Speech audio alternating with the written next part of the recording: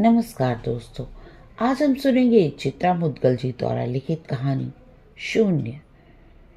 कहानी शुरू करने से पहले एक अनुरोध आप सबसे, चैनल को सब्सक्राइब और कहानी को लाइक और शेयर करना ना भूलें।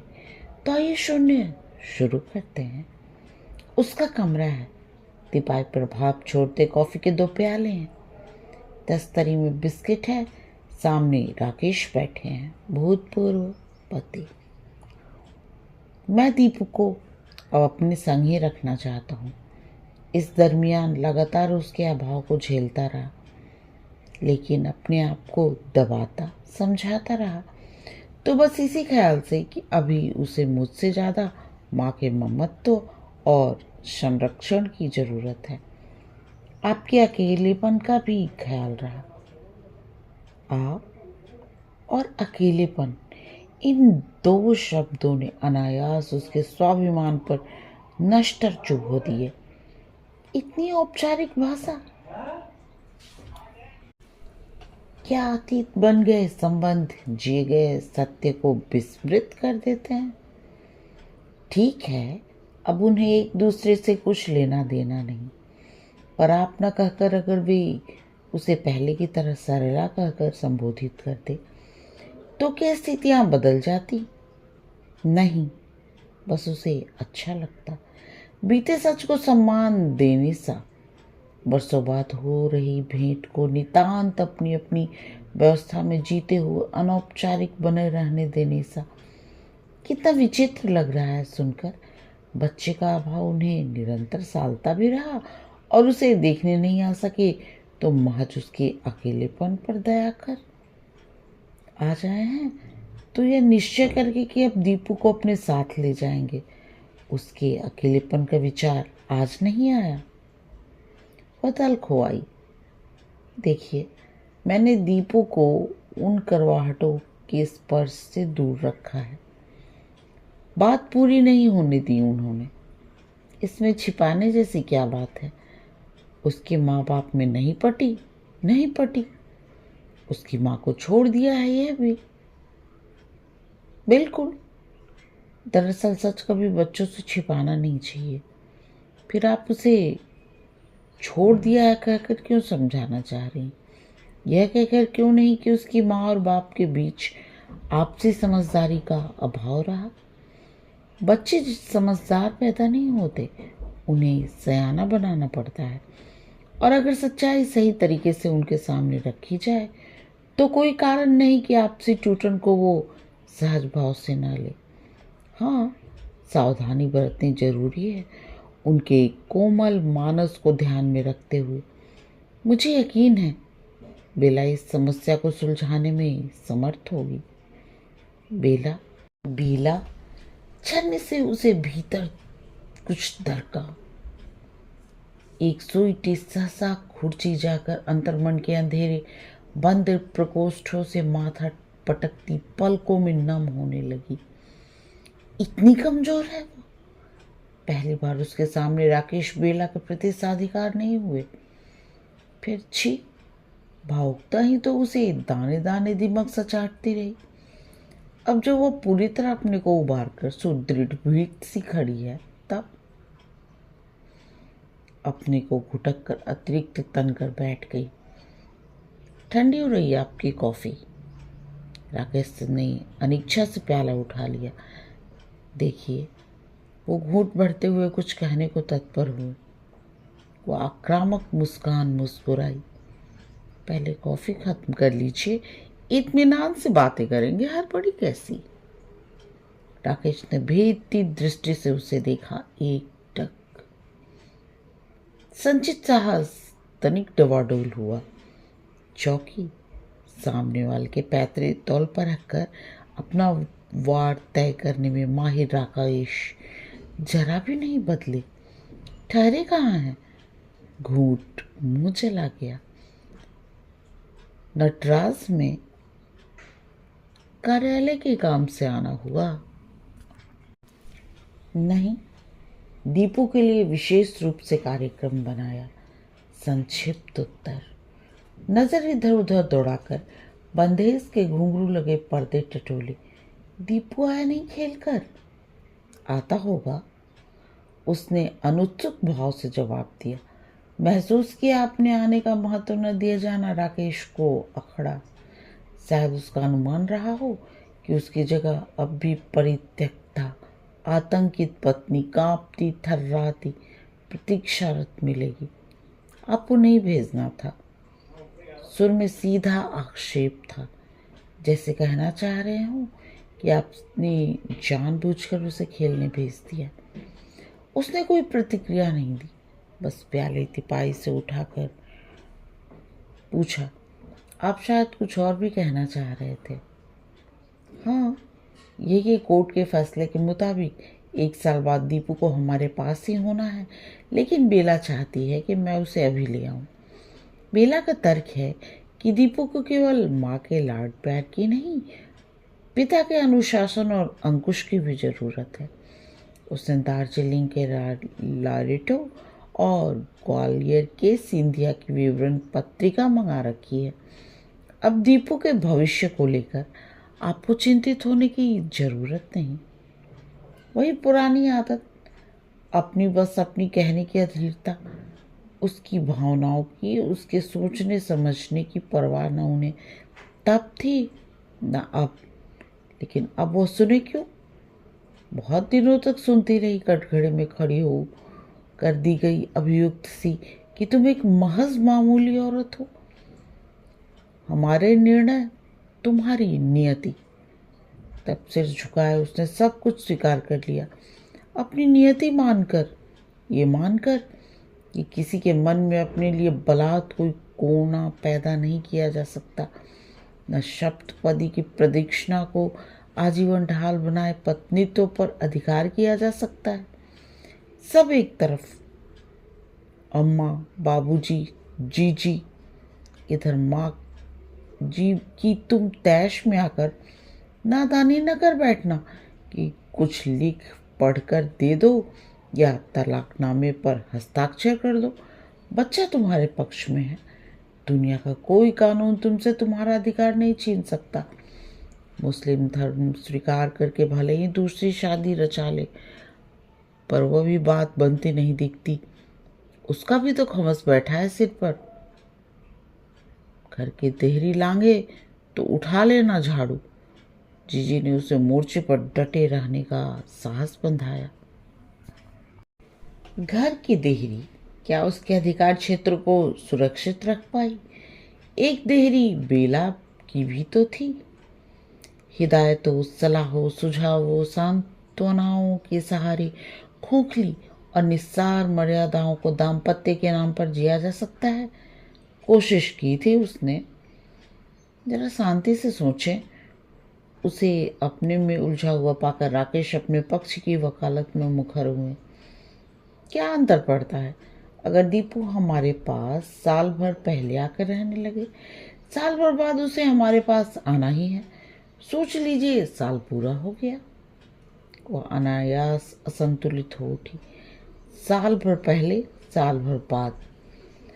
अदालत जैसे जुमले क्या यह परस्पर शांतिपूर्ण बातचीत करने का तरीका है? बगैर एक अदालत के निर्णय का जिक्र किए हुए भी तो वे दीपू को अपने साथ ले जाने का मुद्दा उठा सकते हैं। लेकिन उठाते कैसे? पितृत्व का कोई कर्तव्य, कोई दायित्व तो आज तक उन्होंने निभाया। किस बूते पर वे उससे बच्चे को मांगने पहुंचते? सिवाय कानून की दुहाई के पास है क्या उनके पास? उसी हथियार का उपयोग तो वे पितृत्व की आड़ से उस पर किए जा रहे हैं। यह न बातचीत है, न प्रार्थना, न विनम्र निवेदन, न विवेक। ये वही दर्प है जो उसके विरोध प्रकट करने पर उसके तर्कों के समक्ष निशस्त्र हो आक्रामक हो उठता।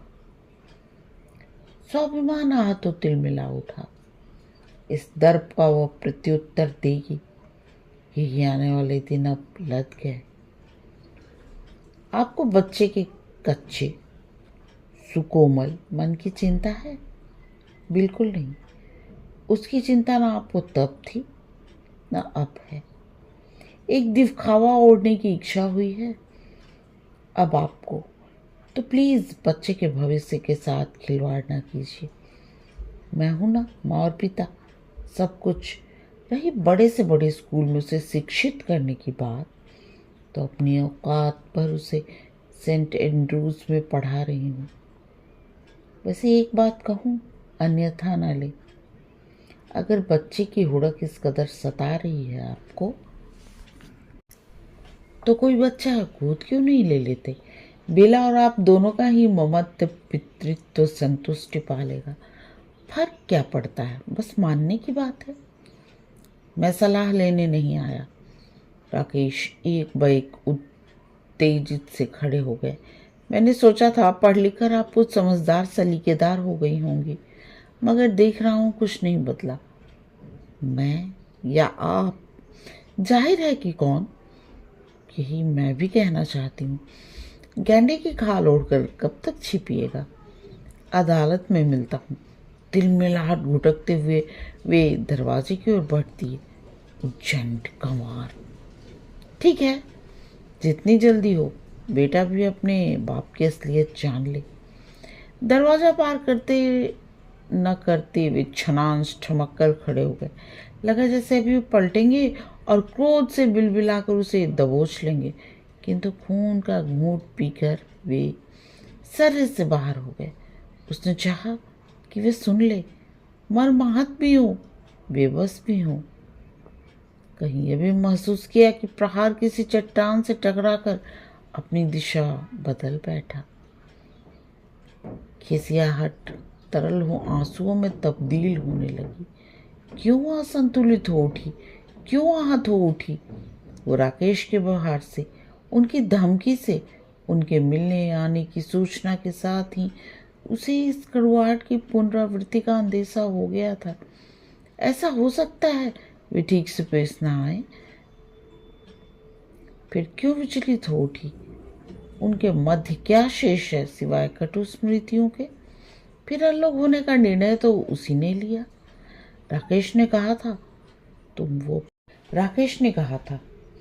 तुम वो पड़ा हो सरला, जिसके दायरे में मैं अपने को हर विवाद, हर लांछन, प्रपंच से मुक्त महसूस करता हूँ। तुम अपनी जगह हो, बेला अपनी। पर क्या यही परिभाषा थी दाम्पत्य की, या महज रोटी कपड़ा देकर ही लगाए रहने की साजिश? सभी ने कहा सब्र से काम लो, एक दिन बेला से विरक्त हो उसका मन घर की ओर पलटेगा। लेकिन कहाँ से धैर्य सहेजती? उठते बैठते चलते फिरते बेला की प्रेत सी प्रतीक्षाया उस पर मंडराती रहती। डाह का अटूट सिलसिला उसके अंतर मन में खदबदाता खौलता रहता, जहाँ वो अपनी क्षमता भूलकर बेला की सार्थकता का खौफ निरंतर पीती रहती। छीनने वाले हाथ उसे अधिक ताकतवर लगे। फिर अपनी क्षमता का इस्तेमाल कर पाती तो क्या तस्वीर का पहलू अलग होता? शायद अलग होता, शायद नहीं। उनकी तस्वीर का अन्य कोई पहलू हो ही नहीं सकता था। कोई किसी को खींचकर बाहर निकाल सकता है जब अगला तन मन संपूर्ण चेतना के किसी के वजूद में स्वयं को विलय कर अदृश्य हो चुका हो। पत्नी का कलापूर्ण कटु व्यवहार पति को दूसरी औरत का संसर्ग पाने के लिए उकसाता ही नहीं, जबरन धकेलता भी है। उसके जेठ ने निरपेक्ष भाव से उसे समझाया था। बड़ा अजीब लगा था उसे। सबके सब उससे ही अपेक्षा करते हैं कि वह अपने को समाईपूर्ण बना ले, बेला के प्रति राकेश की आसक्ति को सहज स्वीकार कर ले। मगर क्यों? उन्हें नहीं समझाया किसी ने? दाम्पत्य को टूटने न देने की सारी जिम्मेदारी क्या पत्नी की ही होती है? माली, मेम साहब। चौकी, चेहरा दरवाजे की ओर घूमा। तब तक माली कुंडली में फूलों की पुड़िया खोसकर लौट पड़ा था। उठी, हल्के धुंधलके के बावजूद ट्यूबलाइट जला दी। फिर दरवाजे की कुंडी से फूलों की पुड़िया निकालकर रसोई में बने मंदिर में रखाई और राहदरी में लगे वॉश बेसिन पर आंसू से तर हुए चेहरों को अंजलि में पानी भर भर कर छप छपाने लगी। पानी की ठंडक से बड़ा सुकून मिला। प्रकृति हुई। आकर फोन पर श्रीमती मेहरा का नंबर डायल करने लगी उन्हें सूचित किया कि वे राम सेवा के साथ तुरंत दीपू को घर भेज दें। राकेश जा चुके हैं। श्रीमती मेहरा उसकी सहपाठी हैं, मित्र हैं। दीपू ने शिकायत करते करते कहा, मैं राम सेवक काका से बार बार कह रहा था, अब घर चलो, नहीं खेलना आंटी के घर। मामा फिक्र कर रही होगी। होमवर्क भी बहुत सारा करना बाकी है, कल साइंस का टेस्ट है। पर वे सुन ही नहीं रही थी। मैंने मेहरा आंटी से भी कहा, पर वो भी, अरे बैठो दीपू, कह कह कर रोके नहीं। मैं क्या करता, तुम गुस्सा तो नहीं हो मुझ पर? कुछ बोल क्यों नहीं रही मम्मा? राम सेवक काका को जरूर डांटना, ये बूढ़े लोग किसी का कहना नहीं मानते। कुछ बोल पाने की स्थिति ही नहीं उसकी, बस आशंकित सी प्रतिपल सावधानी बनी रही कि कहीं वो सूंघ न ले कि उसके पापा आज उसके घर आए थे और फ्रिज में रखा मिठाई का डब्बा वही लाए। दीपू के जिज्ञासा प्रकट करने पर उसने फौरन बहाना बनाया कि वे स्वयं ब्रजवासी की दुकान तक गई थी। यहाँ तक कि रैपर तक निकाल फेंकने की सतर्कता बरती उसने। अभी नहीं चाहती कि दीपू पर प्रकट हो उसके पापा विदेश में नहीं बल्कि यहीं हैं और उन्होंने उसे छोड़कर दूसरा ब्याह रचा लिया है। चाहती है दीपू थोड़ा बड़ा और समझदार हो जाए, तभी जीवन की कटु वास्तविकताओं से उसका सामना हो। दाम्पत्य के विघटन की कड़वाहट बड़ी जहरीली होती है, बच्चे के दिल दिमाग को भ्रमित कर देने वाली, असहज बना देने वाली, उसके कोमल मन में खो को जन्म देने वाली। नींद नहीं आ रही, दीपू की चादर को कई बार ठीक किया, सिर के नीचे से सरक गया तकिया सहेजा। बड़ी देर तक उसके अबोध चेहरों को निर्निमेष ताकती रही। क्या वाकई राकेश दीपू को उससे छीन लेंगे? वो फिर अपने विपन्न होने और कर दिए जाने की यंत्रणा भोगने को विवश होगी। हृदय की बेचैनी अनायास नम हो, भिजी पलकों की ओर छोड़ घुमड़ती कनपटियों पर अजस्त्र धारा सी बह निकली। राकेश क्यों आए? बिसर गए विगत को कुरेदने, जिसे दीपू के होमवर्क में, कॉलेज के वक्तव्यों की तैयारी में, कक्षा के उल्लासपूर्ण जीवंत वातावरण में विलय कर वो लगभग भूल चुकी थी। बरसों पहले शुरू की गई अपनी नितांत दरिद्र जिंदगी को वह नए मायने में जीने की अभ्यस्त हो चुकी थी। 3 शहर, 3 कॉलेज बदलकर, हर शहर, हर नई नौकरी ने उसे आत्मबल ही नहीं दिया, समर्थन बोध से भी पूरा। ग्रीष्मावकाश में या तो वह दीपू के साथ बाबूजी और अम्मा के पास पहुंच जाती या किसी सुरम्य पहाड़ी स्थान पर सैर को। दीपू को पहाड़ मोहते हैं, उसे भी, जैसे दीपू ने उसके मन को पढ़ लिया हो। छुट्टियां होने से पूर्व ही घोषित कर देता, नाना नानी के पास सिर्फ हफ्ते भर रहेंगे और वहां से नैनीताल चल देंगे। पहाड़ों से लौटते हुए नई स्फूर्ति, नई दृढ़ता अपने में संचित कर लाती, पर आज सारी दृढ़ता राकेश के सामने पाकर मोम सी पिघल उठी। क्यों? शायद राकेश के समक्ष वह शिकस्त जीवित हो उठी जो बरसों पूर्ण पत्नी के रूप में उसे मिली। अकेलेपन का इतना गहरा एहसास आज से पहले उसे कभी नहीं हुआ। क्या पुरुष के बगैर जिंदगी अधूरी है, बेबस है, बेमायने है? क्या गढ़ा स्वयं को? जब तक राकेश के साथ रही ये ख्याल दिमाग की भांति चाटता रहा।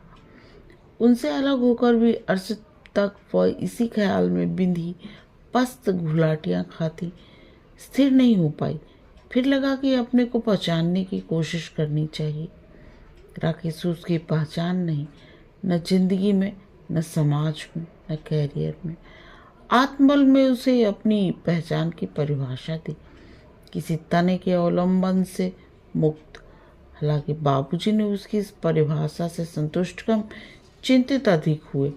पुरुष के महत्व की अनगिनत व्याख्याएं वे जब तब अनिवार्यता के रूप में उसे टिकाते रहे। कितने दफे उसकी जानकारी में, कितनी दफे अनभिज्ञता में उन्होंने अखबार और पत्रिकाओं में वैवाहिक विज्ञापन देकर उसके जीवन की दिशा बदलनी चाहिए। कई अच्छे प्रस्ताव आए, मगर उसका मन न डोला। उसका एक ही उत्तर था, दीपू है, मैं हूँ। जिंदगी मजे से कट रही है। दीपू के रहते कैसा अकेलापन। फिर आप दीपू के लिए बाप खोज रहे हैं या खोज पाएंगे? एक आध विज्ञापन में पद के अलावा यह तथ्य भी स्पष्ट करके देखिए कि समझदार पति के अलावा बच्चे के लिए एक समझदार पिता की भी आवश्यकता है। सब ठंडे पड़ जाएंगे। 4,000 तनख्वाह का लालच भी उस ठंडेपन को आंच नहीं दे पाएगा।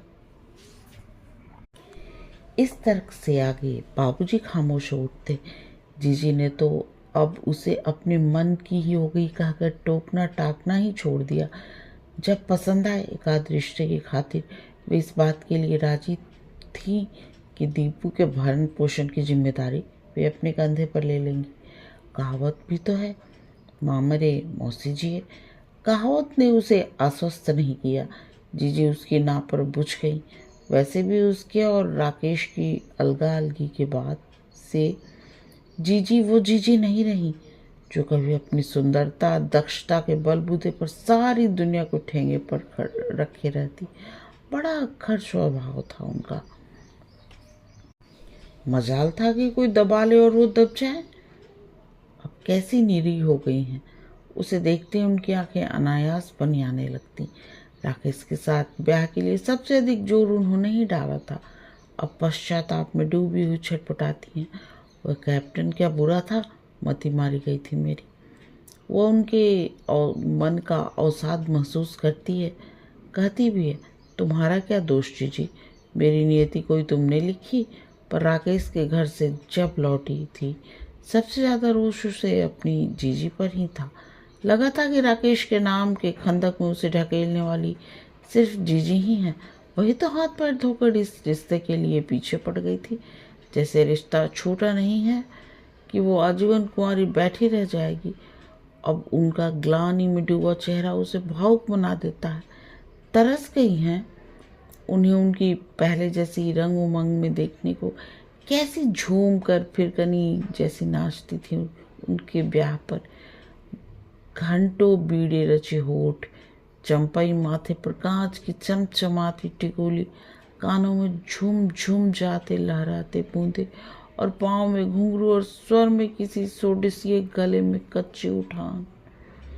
पिछले साल उनकी अपनी बिटिया के ब्याह पर जब गौनई हुई तब सभी ने आग्रह किया, नाचो न जीजी। पर जीजी नहीं उठी।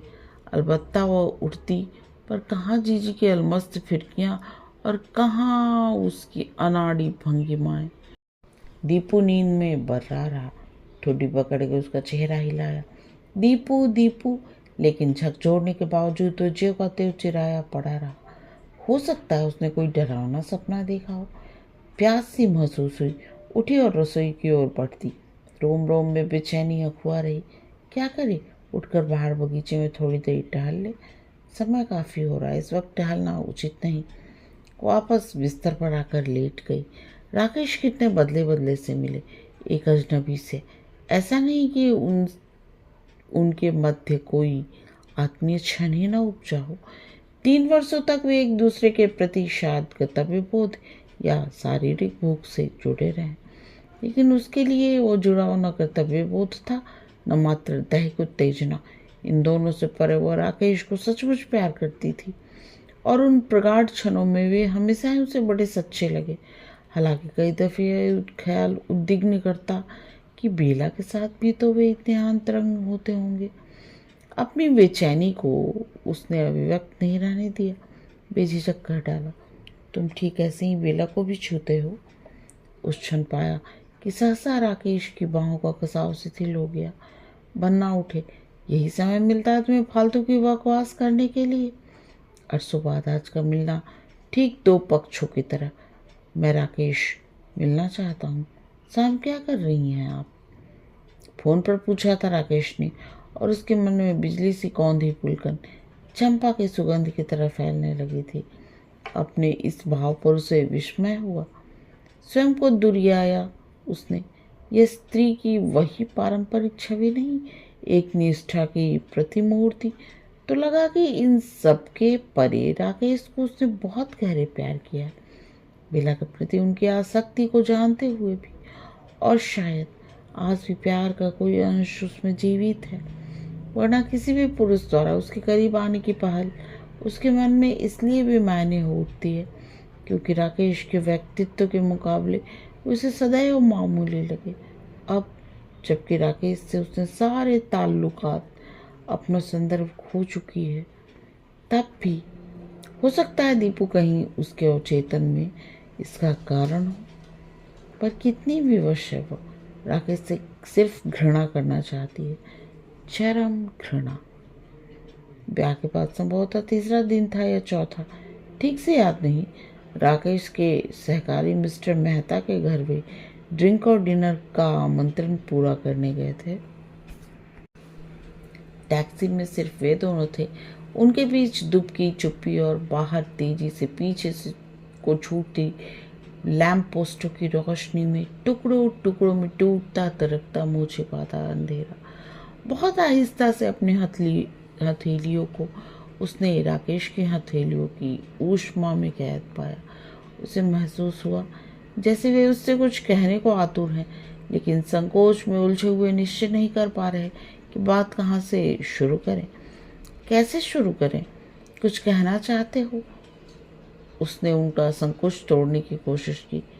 शायद। कहो ना। सरला। हथेलियों का दबाव अनायास कस गया। तुम इतनी निश्चल हो, इतनी संवेदनशील कि मैं तुम्हें अंधेरे में नहीं रख सकता। तुमसे ब्याह मैंने माँ की जिद में आकर किया। अब महसूस हो रहा है कितना गलत किया मैंने। एक लड़की है बेला, मैं उससे प्यार करता हूँ। सरला। सिर्फ उसे। हाथ पर अब रह गई। अचानक एक फंदा अपने गले में कसता हुआ महसूस हुआ और उसका दम घुटने लगा।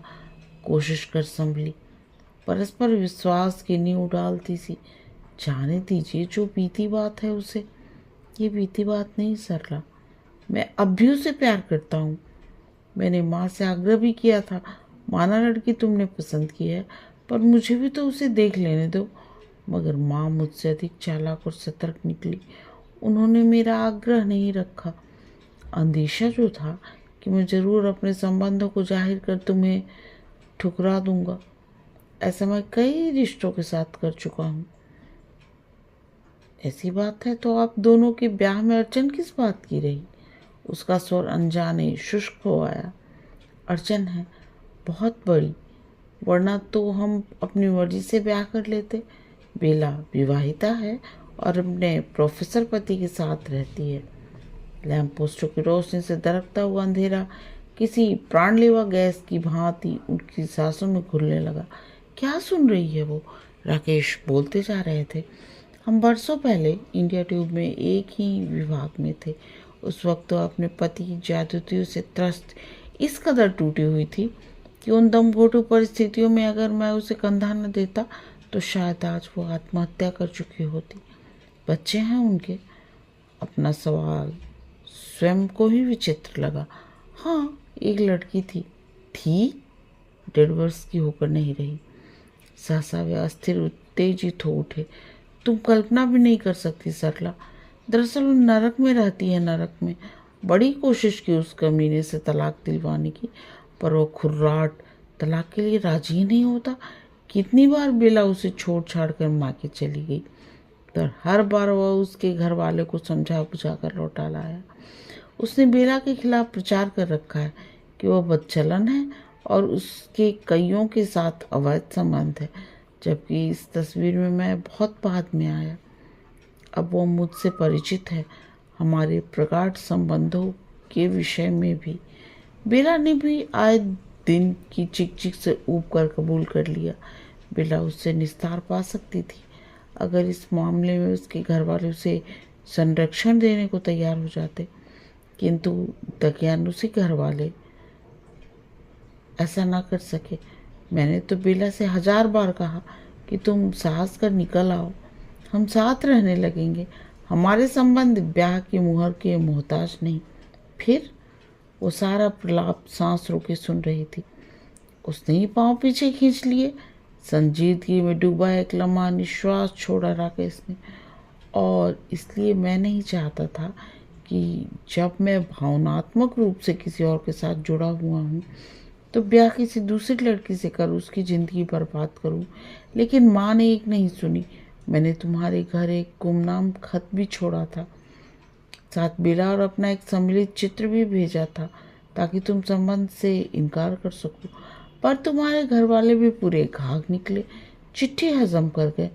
अब मैं एक ऐसे दुष्चक्र में फंस गया हूँ, कुछ सुझाई नहीं दे रहा। बेला मेरे दिल दिमाग से जुदा नहीं हो पा रही। केवल तुम ही उबार सकती हो मुझे इस भंवर से। जानता हूँ ये सब सुनकर तुम मुझसे जरूर नफरत करने लगोगी, स्वाभाविक भी है, लेकिन मुझे संभाल लो ताकि मैं जबरन थोप दिए गए दायित्व के प्रति ईमानदार हो सकूं। धैर्यशील हो कहना चाहती थी। सब ठीक हो जाएगा। मैं जो आ गई हूँ, मगर अचानक निर्दय हो जाने के एहसास ने उसकी सारी ताकत निचोड़ ली। खुद को संभालेगी या राकेश को? कैसी मात दी है जिंदगी की शुरुआत में ही उसकी झोली में शिकस्त डाल गई। जरा टैक्सी तो रुकवाओ सरला, जी उमथा रहा है मेरा, जल्दी, राकेश ने अटके अटके शब्दों में कहा। और टैक्सी से उतरते न उतरते जो भभुआ भभुआ कर उल्टियाँ की कि उसका कलेजा मुंह को आने लगा। घबराहट से पूरी देह थर्राने लगी। यूँ कहे कि ड्राइवर भला आदमी था। आगे बढ़कर उसने राकेश को संभाल लिया। आप गाड़ी में बैठो बहन जी। उल्टियाँ थमी तो उसने अपने थर्मस से पानी निकालकर उनका चेहरा धोया, कुल्ला करवाया, फिर सहारा देकर आहिस्ता से सीट पर लिटाकर उनका सिर उसने अपनी गोद में रख लेने के लिए कहा। पीने के बाद जास्ती बोलना नहीं मांगता, पर पीने के बाद अच्छा आदमी जास्ती बोलता है। ड्राइवर ने गाड़ी स्टार्ट करते हुए टिप्पणी की। इतना न पीते तो शायद अंतर्द्वंद को अभिव्यक्त कर पाने का साहस न जुटा पाते। उठते बैठते चिट्ठी वाला प्रसंग जी को मत्ता रहा। चिट्ठी तो मिली थी एक, घर पर हंगामा भी खूब मचा था, पर तस्वीर का तो जिक्र नहीं उठा। क्या जीजी ने तस्वीर गायब कर दी थी? निश्चित ही जीजी ने छिपाई होगी। राकेश झूठ क्यों बोलेंगे? उन्होंने बाबूजी को बस गुमनाम चिट्ठी भर दिखाई थी, वरना बाबूजी तस्वीर के प्रमाण को हरगिज उपेक्षित न कर पाते। यूं तो जब से उसका तिलक हुआ था, राकेश के विषय में किस्म किस्म की अफवाहें उन तक पहुंचती रही थी, पर उन अफवाहों को बाबूजी ने गंभीरता से नहीं लिया। हाँ, चिट्ठी ने उन्हें जरूर विचलित कर दिया। वे संबंध लौटा लेने के बारे में सोचने लगे थे, पर जीजी ने उनकी दुश्चिंता को दिमागी फुतुर कहकर हंसी में उड़ा डाला और गुमनाम चिट्ठी के प्रेषक को उसके उद्देश्य सहित ढूंढ निकाला। और किसी की नहीं, ये सरासर ताऊ जी की शरारत है। पूछो क्यों? बाबूजी अविश्वास से ताकते रह गए थे जीजी को। गए थे भदोही वाले मौसी के रिश्ते से राकेश के घर अपनी बुढ़ा रही फूला का संबंध करने। उनसे लड़की की जन्मपत्री मांगी गई। उन्होंने मुझसे पता लगवा लिया था कि लड़की उम्र में बड़ी है, टपंखी भी है। ताऊ जी पोल खुलने के डर से आनाकानी करने लगे और इसकी तो जन्मपत्री भी हमने नहीं बनवाई। उन्होंने संबंध से इनकार कर दिया। उसी के खुन्नस है, अपने के लिए गए थे। लड़का चरित्रवान था। सरला की बात हुई नहीं कि दुष्चरित्र हो गया। याद करो परसों आए थे ताऊ जी, तो कैसे सगापन उमड़ा चला आ रहा था। याद करो, नहीं कह रहे थे? हरे कृष्ण, समय है, सोच विचार लो ठीक से। तुम कहो तो अभी कच्चा चिट्ठा खोल दूं। न दीदों में तेल डालने वाले, नौबत आ गए जाए तो कहना। चट से उठकर वो बाबूजी की अलमारी खोलकर ताऊ जी के वर्मा से लिखे गए खत निकाल लाई, जो अपनी नौकरी के दौरान उन्होंने बाबूजी को लिखे थे। लो कर लो मिलान, देखो रे लिखने का तरीका है ना हूबहू वही। मगर उन्हें क्यों बुरा लगेगा? तब से खामोश सुन रहे। बाबूजी ने प्रतिवाद किया। इतने बड़े घर में सरला का रिश्ता हो रहा है, उन्हें पेचिश नहीं होगी? आप सठिया रहे हैं, फिजूल की दुविधा पाल रहे हैं। शादी ब्याह में तो ऐसी अड़ंगेबाजी खुल्लम खुल्ला चलती है, पर कोई कान नहीं देता। अरे मैं कहती हूँ कि भरोसा नहीं ताऊ जी का। हो सकता है अब तक तो उन्होंने सरला की बदचलनी का भी कच्चा चिट्ठा बना राकेश के घर पहुंचा दिया हो। बस कर लल्ली, तू तो न जाने कहाँ की खोद कर कहाँ ले आती है। बाबूजी उलझे से परास्त भाग ओढ़े उठती है। जीजी ने ही सोचा होगा कुछ होगा भी तो शादी के बाद सब ठीक ठाक हो जाएगा। शायद बाबूजी ने भी, शायद माँ ने भी, शायद सभी ने, और वो लड़की न होकर प्रयोग हो गई। राकेश ने अपनी और बेला के अंतरंगता को नई सीमा दी, परिभाषा दी, दोस्ती। उसे आश्वस्त किया, मैं एक दोस्त होने की हद तक ही उसकी मानसिक पीड़ा का भागीदार बनूंगा, मगर उस हद के भीतर तुम्हारा किसी भी प्रकार का हस्तक्षेप सह्य नहीं होगा। वे हदें क्या होंगी? उनका प्रत्युत्तर था, तुम्हारे अधिकार को ठेस न पहुंचे वहां तक। उन दोनों के मध्य यह भी तय हुआ कि वो दूसरों के से कुछ नहीं छिपाएंगे, न ही कोई अमान्य घटा तो सामने सामने बैठकर सुलझा लेंगे।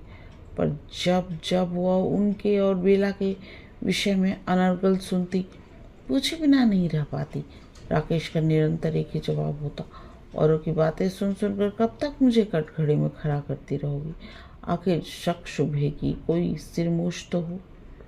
मुझे तो लगता है सरला, औरों के बहाने कहीं तुम खुद ही उसके मन में बैठे हुए संशय की पुष्टि करवाना चाहती हो। तो क्या संशय कपोल कल्पित है? कपोल कल्पित ही है। झूठ। तुम मद्रास वाले दौरे पर बेला को साथ नहीं ले गए? एकदम झूठ। राकेश हठात तिलमिला उठे। तो ठीक, उसी रोज बेला को अपनी बुआ के यहाँ जाने की क्या पड़ी? मैं उसका सेक्रेटरी नहीं हूँ कि उसकी हर गतिविधि का हिसाब किताब रखूँ। हाँ, आज शाम को मैं उससे ज़रूर मिल रहा हूँ, सुन लो। वो तो मैं सुन रही हूँ, पर यह भी तो जान लो कि बेला तुम्हारे साथ नहीं गई तो वह डबल बेड वाला सूट किसके लिए बुक हुआ था तुम्हारे नाम से? कंपनी पैसे भरती है, मैं चाहूँ तो महाराजा सूट बुक करा के रहूँ। तुम्हें मतलब तुम झूठ बोल रहे हो। तुमने सही बात न सुनने की कसम खा रखी है, तो मैं क्या कर सकता हूँ? और अगर तुम मेरी बात समझना ही नहीं चाहते तो मैं तुम्हें समझाने से रहा। मान लो ये सारा फितूर महज मेरा वहम है, पर तुम क्यों सुनकर आप इससे बाहर हो उठे?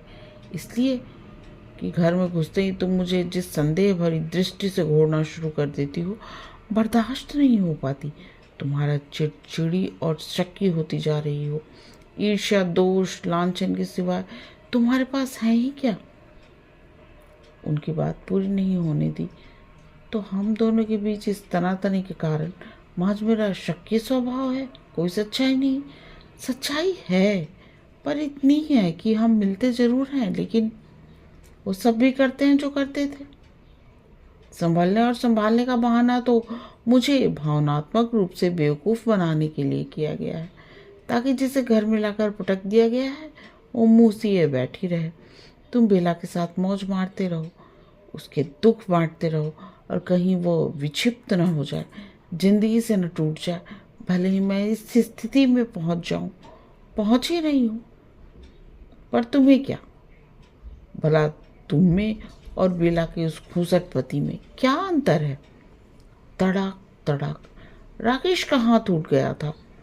उनकी कनपट्टियों से जैसे चिंगारी की फुहारें छूटी। आगे याद नहीं कि कैसे वह फर्श पर मुंह के बल गिरी। माथा फट गया। डॉक्टर आया, घाव पर 4 टांके आए। होश आया तो अपमान और अकेलेपन की कसक से छत बिछत वो रात भर बिस्तर पर पड़ी बिलखती छटपटाती रही। रोज रोज की कला, क्या वही जिम्मेदार है? राकेश का कतई दोष नहीं, फिर आज यह अमानुषिकता। हो सकता है कल बेला के प्यार में अंधे राकेश उसकी गर्दन ही दबा दे। कितना नाटक सहे, कब तक अपने दिल दिमाग को झूठी तसल्लियों का पुर्जा थमाती रहे? राकेश सरासर झूठ बोल रहे हैं। भेदिए उसे खबर दे जाते हैं कि पानी सिर से ऊपर हो रहा है, मान लो। अब उसे यह पुरुष छिंद्रापन बर्दाश्त नहीं हो पा रहा। तब तब सिवाय अलग हो जाने के दूसरा क्या समाधान है? अपने आप को जिंदा बनाए रखने का भी राकेश नहीं बदल सकते। उन्होंने हमेशा ही एक बात पत्थर की लकीर सी दोहराई है, बेला अपनी जगह है, तुम अपनी। और लाख कोशिश करके भी इस व्यवस्था का हिसाब नहीं बन पा रही, हो भी नहीं सकती। बेला विश्वास और सामर्थ्य पा रही है, वह इसी विश्वास और सामर्थ्य के भरोसे अपने पति से लड़ रही है। उसके हाथ खाली हैं, कोई भी तो संबल नहीं जिसके सहारे वो अपनी लड़ाई जारी रखे। सब कुछ जान समझकर उदारमना हो, कोशिश की तो थी कि बेला को और राकेश की जिंदगी में खूबसूरत अतिथि बना रहने दे, लेकिन इतना सोचेगी तो निश्चय ही दिमाग फट जाएगा। एक उपाय दिमाग में कौंधा, बेला के पति से भेंट करे, उनके सामने गिड़गिड़ाए, झोली फैलाए कि वे क्यों अपनी पत्नी को इतनी छूट दे रहे हैं। उसकी जिंदगी उजड़ रही है, आखिर उनका पुरुषार्थ क्या घास खाकर बैठा हुआ है, पर जानती कहाँ है उन्हें, कैसे मिले उन्हें, क्या कर सकेंगे वे। अपना घर नहीं सहज पाए तो उसकी क्या सहायता कर सकेंगे। नींद खुली तो पाया राकेश चाय का मग लिए कमरे में उद्विग्न से चहलकदमी कर रहे थे। तकिए के सहारे उठकर बैठ गई। लगा कि उसे देखेंगे तो फौरन पास आकर चोट का हाल पूछेंगे, अपनी नीच हरकत पर माफ़ी मांगेंगे, शर्मिंदगी महसूस करेंगे तो वह भी सहज हो लेगी, माफ़ी भी मांगेगी कि आइंदा से वह उन्हें इस कदर जलील नहीं करेगी, उल जुलूल नहीं बकेगी, भले ही सूचनाओं में सच्चाई क्यों न हो। इस तरह की बात बिगड़ेगी ही बिगड़ेगी। ठीक इसके विपरीत राकेश ने उसे देखा, चाय का मग लिए पलांश उसके सिरहाने खड़े रहे, पर बोले नहीं उससे। चेहरे पर पश्चाताप की लेश मात्र छाया नहीं देखी, न अपनी बर्बरता का क्षोभ। हो सकता है वे सामना न कर पा रहे हों। अंतस में तर्क दिया, ठीक है वही बुला लेती है, किंतु उसके पहल करने से पूर्व वे शेव करने और नहाने धोने के बहाने नहानघर में घुस गए। आहत हुई, आंखों से विवशता बहने लगी। ये क्या बहू, सुबह सुबह ये रोना पीटना, उठो चाय पियो, ऐसे घर में सुख शांति आने से रही, चलो उठो। अनमनी से उठी, वॉश बेसिन पर जाकर हाथ मुंह धोया, माथे की पट्टी बचाकर। आंसू रुकते ही नहीं थे। कई पल गुजर गए वॉश बेसिन पर झुके हुए। बहलाहट बने निश्चय के साथ अपने को संयत किया। आंसू रुके, एक गीली कड़वाहट आंखों में फिर भी कड़कती रही। अगर चाय का प्याला उठाया ही था कि पाया राकेश दफ्तर जाने के लिए एकदम तैयार खड़े हैं। ब्रीफकेस लेने के लिए झुके तो उसने सदैव की भांति ब्रीफकेस उठाकर उसे आगे बढ़ा दिया। वे दरवाजे की ओर बढ़े तो वह भी शेष रोज थूक साथ होली, कब तक लौटोगे। रोज सुबह का बंधा हुआ सवाल पूछने से स्वयं को रोक नहीं पाई, कह नहीं सकता। सूखा संक्षिप्त प्रत्युत्तर मिला, दफ्तर नहीं जा रहे हो क्या। नहीं, बेला और उसके बड़े भाई को लेकर वकील के घर जाना है। वो चुप, क्यों, कोई खास बात। बेला ने घर छोड़ दिया है, उसके पति उसे तलाक देने के लिए राजी हो गए हैं। संभवतः आज तलाक के कागजों पर दस्तखत हो जाए, कानूनी कार्रवाई के अनुसार। एकाएक लगा माथे के टांके फट गए हैं, फर्श घूम रहा है। सूखते गले से बस इतना ही निकला, रह कहाँ रही है। रिश्ते की अपनी एक मौसी के पास। राहतरी पार कर वे लिफ्ट के पास पहुंच गए। बटन पर अंगूठा दबा दिया। बुदबुदाते हुए से बोले, 3 दिन से नानावती में पड़ी हुई थी।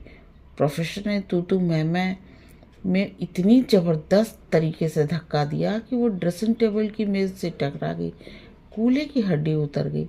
पढ़े लिखे लोगों में ऐसी पाशविकता। उन्होंने प्रोफेसर को हिकारत से धिक्कारा, जानवर कहीं का।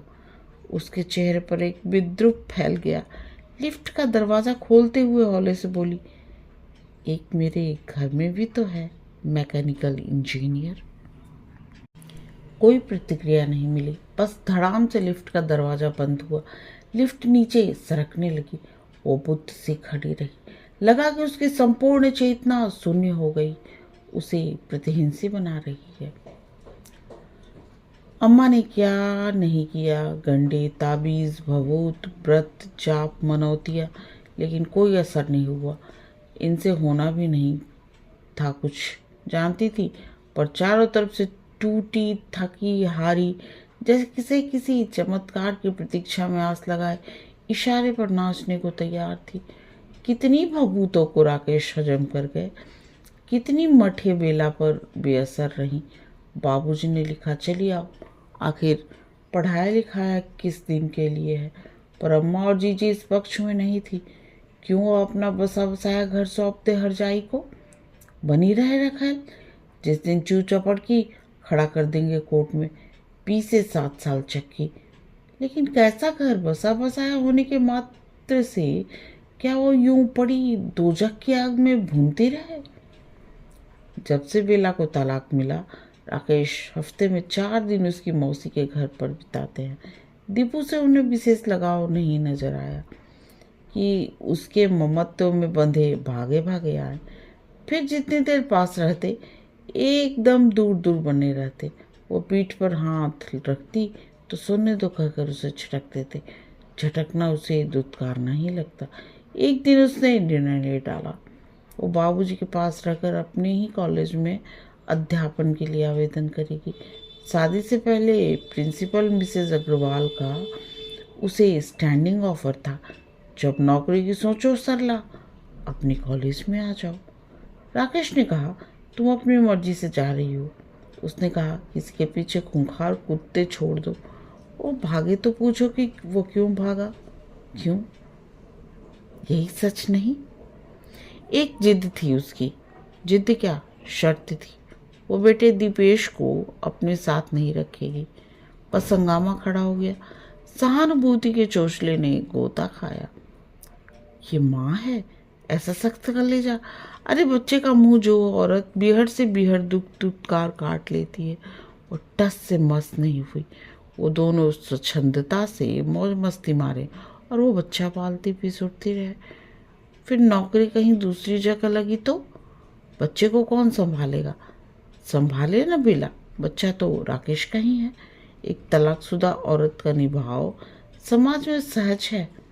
फिर उसकी गोद में बच्चा टंगा हो, उसकी जिंदगी में तो यूं ही सैकड़ों पूर्ण विराम लग जाते हैं। उसके जीने के सारे हक खत्म हो जाते हैं। चारों तरफ होती है संदिग्ध लांछित करती निगाहें, सैकड़ों प्रश्न चिन्ह। राकेश भी जिद पे उतर आया। मामला अदालत तक पहुंचा, लेकिन निर्णय राकेश के हक में हुआ। बच्चा 7 साल का होने तक माँ के संरक्षण में रहेगा। खर्च राकेश देते रहेंगे। उस रात तो वो जैसे पागल हो उठी थी अपनी व्यवस्था पर। उसने रोते हुए दीपू की गर्दन दबोच ली थी, पर तभी बच्चे के घिघियाने की आवाज़ सुनकर बगल वाले सहन में जाग रहे बाबूजी दौड़ पड़े। उनके हाथों का कड़ाड़ा थप्पड़ खाकर ही उसे होश आया। वो किस अनर्थ की भूमिका में गुथ रही थी। अजीब सी विक्षिप्तावस्था हो गई थी उसकी। सभी साम गए। उस रोज के बाद अम्मा ने दीपू को कभी उसके पास नहीं सुलाया। मती मारी, गर्दन दबानी ही है तो उसकी दबाती। इस निर्दोष के पीछे क्यों हाथ धोकर पड़ी है? अम्मा ने उसे लताड़ा था। उसे याद है, कुछ दिनों तक तो ऐसी सावधानी बरती गई कि किसी क्षण दीपू उसके साथ अकेला ना हो जाए।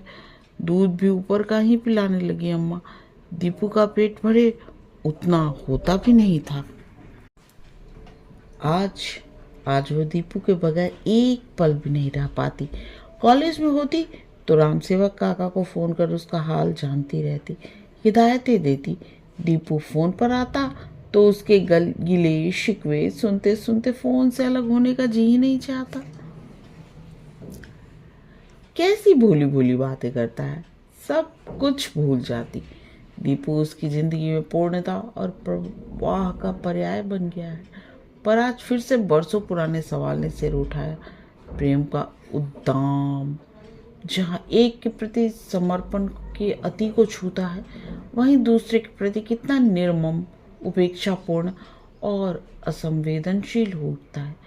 यही अनुभव तो दिया है जिंदगी ने उसे, वरना बेना की भावनाओं को पूरी संवेदना से समझने और प्यार करने वाले राकेश के प्रति इतने निष्ठुर कैसे हो पाते? वो दुस्वप्न के अनुभव का हिस्सेदार वो दीपू को नहीं बनाना चाहती। राकेश के प्रति अपनी कड़वाहटों के बावजूद उसने दीपू के मन में बैठी डैडी की तस्वीर को कभी गंदला नहीं किया, चाहे उसे बर्थडे के लिए राकेश के नाम से स्वयं कार्ड डालने पड़े हों या परीक्षा के नतीजे पर शाबाशी के पत्र लिखने पड़े हों, सारे दायित्व निभा रही है वो। उसकी शांत सुचारू जिंदगी में एक ढेला फेंक गए हैं राकेश। अच्छी तरह जानती है राकेश दीपू को क्यों लेने आए हैं। जब वो बच्चा नहीं रखना चाहती थी, वे दीपू को रखने को कतई तैयार नहीं हुए। अब संरक्षण अवधि से पूर्व ही बच्चा लेने आए हैं। क्यों? इसलिए नहीं कि सहसा उनके हृदय में पितृत्व का स्रोत फूट पड़ा, बेला ममतामयी हो उठी।